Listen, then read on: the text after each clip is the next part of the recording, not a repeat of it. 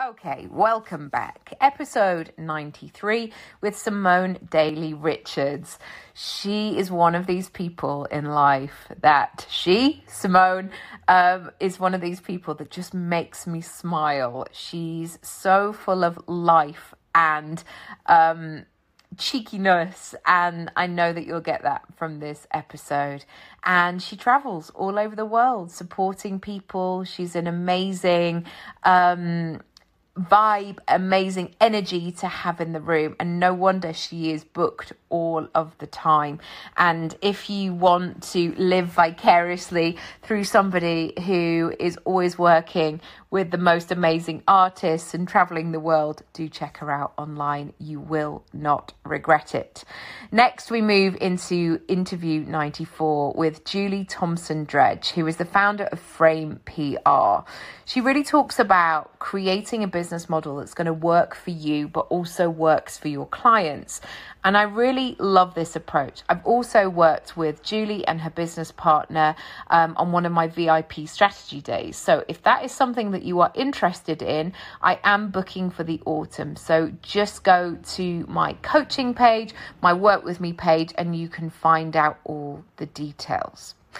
Next, we are moving on to interview 95 with Laura Mulvaney, who is the founder and creative director of Electric Sunshine. Laura runs an event company, essentially, and she works with loads of brands and influencers and creating experiences. And I love how brilliantly and how effortlessly she does that. I think sometimes people just think it's like a party and pulling people together. But her precision, her creativity, her attention to detail, it's so, so good. So do check out that episode, especially if you want to bring more in-person experiences for your clients, for your customers, for your audience. And finally, in this batch, episode 96 with Caro Gomez, who is a textile designer. I love what Caro stands for because she really documents in this episode how she is revisiting her roots.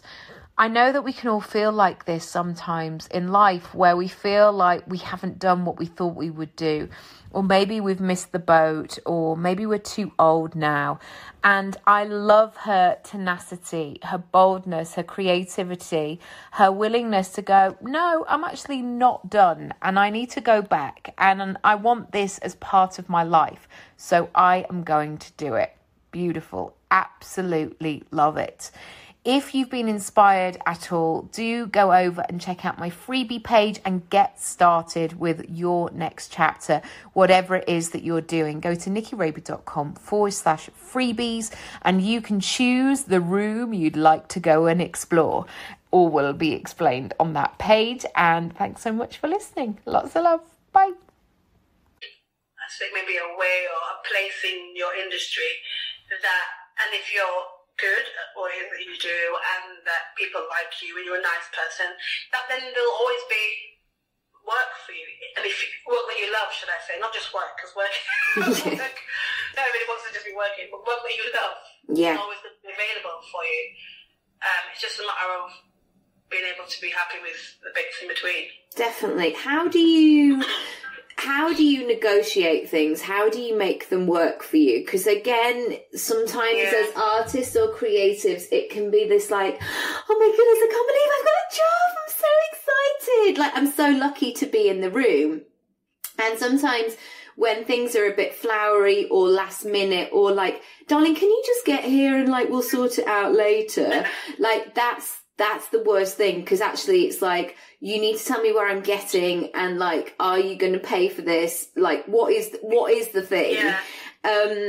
How have you figured that out, and what would you say to people who are sort of starting out and going, I don't know what to ask for, I don't know what's important, all that? I mean, the music industry works I realise works very differently to acting. Because there's a culture of not much information, and it's not really governed by any particular body. I mean, you have the music union, but it doesn't govern So like, for example, But nobody joined it because everyone was having a nice time. Everybody's playing their guitar at home and just having a great time having an open mic. However, acting, you know, you get the contract. Yeah. This is the thing, that's the time, that's how much you get, that's how much you get if you work over those hours. This is it. You agree, you sign. Music is like just an email. You get an email, are you available for these dates? Please, we've got 2-3 gigs. Lots of times they don't tell you how much they're going to pay you. So if you're really, really excited and you're really, really new and you're really, really green and fresh, you're just like, great, it's a job, it's 3 days. But you don't know until you get there £25 per day and you're not going to get anything to eat and there's not going to be any car for you to take you there or bring you home. So I feel like we've experienced, and this is exactly what the thing that I think I wish somebody told me, which is what I'm now really more focused on with the mentoring.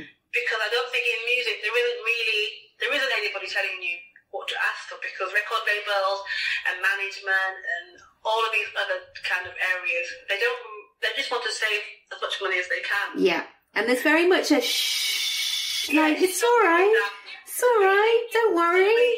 Great exposure if you're on the television. You could definitely be on a TV show where an artist is making a random ballpark figure, let's say £30,000 for a festival or whatever. Yeah, when to do it. That's a great question. I guess for the first year I was working alone, and it was okay. I was juggling a lot before I had the 2 kids, so I had a lot more spare time, let's say. So that worked okay, but I did find that I was hankering after somebody to run things past, and certainly somebody to help me on some of the larger projects. So I did actually initially hire somebody who was quite junior, who had worked in a really, really large tech company before. And I had thought that was going to be just the right thing because she had technology experience in a really famous company. And it turned out not to be quite the right thing because she didn't have quite the right understanding of PR. And that was much, much more important, that somebody didn't need very much training up. So since then, I've actually enlisted the help of some people I already know who are freelancers who have lots and lots of experience. And now our agency is much more of a collective of really experienced freelancers who I've known for a really long time. And it's working really brilliantly because there's a lot of trust there. There's a lot of innate friendship. And it's actually, clients really like the fact that you're freelance because they feel that you're not a traditional agency structure. And I actually had a client say to me the other day that they don't really trust agencies anymore. Oh, interesting. They feel that, yeah, it's quite interesting. So they feel that the traditional agency model is a bit outdated, and they feel that they don't really trust agencies because they feel they're trying to upsell all the time. And there's a hidden agenda all the time, whereas with freelancers they feel there's a sort of a much more friendly approach, and that you're much more on their side. And I would love to talk about how you pitch and how you sort of create packages for people and how you sort of stand out in the market and all of that sort of process, because I know so many of my clients get stuck in this, I don't know how to price, I don't know sort of what to offer. How do you go about these sort of things?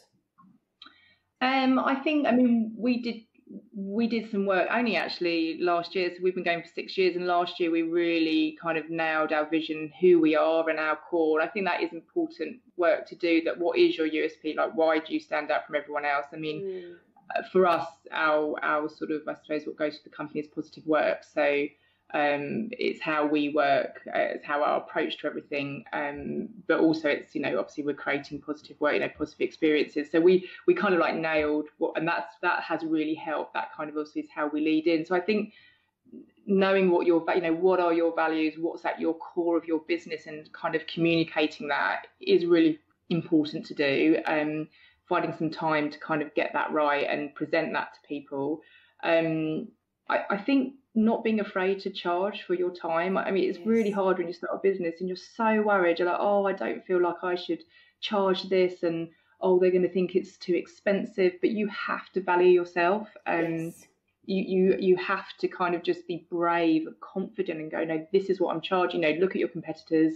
I mean, we slightly we always kind of slightly go under what our competitors are charging because you want to be competitive. But, you have to charge correctly. And I really think it's brave and ballsy, but you've got to do it. And the right people will pay the money because they will respect what you do and value it, your time. So I think kind of just being confident with your fees, and you can play around with them, which is great. If that was, you can kind of see how the last few months have gone. But I think we charge by how much time it's going to take us. And we actually use something, it's an online system called Everhour, which tracks our time. So we know how much time we're spending on jobs. We constantly overservice everyone, but, we can see that we are charging correctly, so that could be something that people might find interesting to use. You can just, because I think sometimes your time on something just goes and you don't even know how much time you've spent, and hours add up to, your time you should charge on an hourly basis in your head. And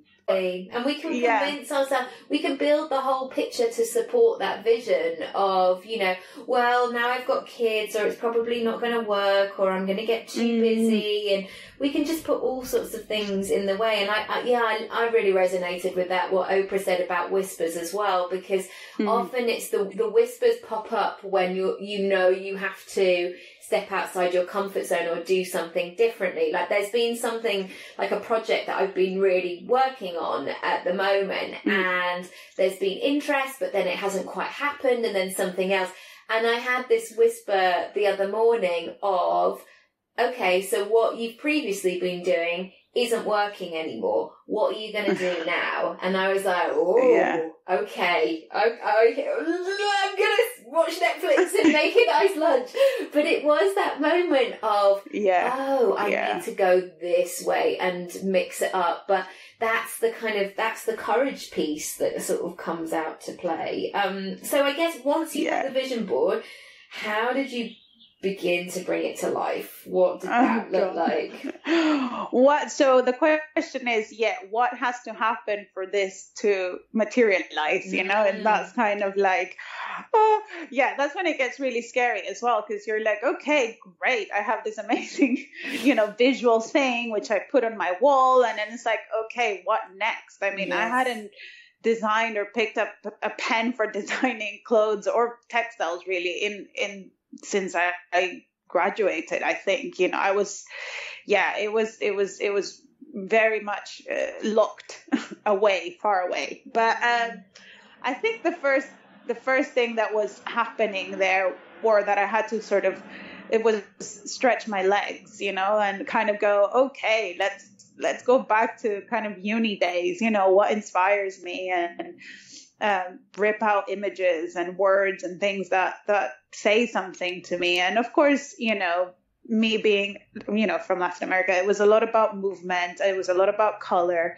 And I was just drawing and doodling, which, before I'd been, I'd always doodle, but I always thought, doodling is not like an artistic thing. It's something that, everyone does. And like,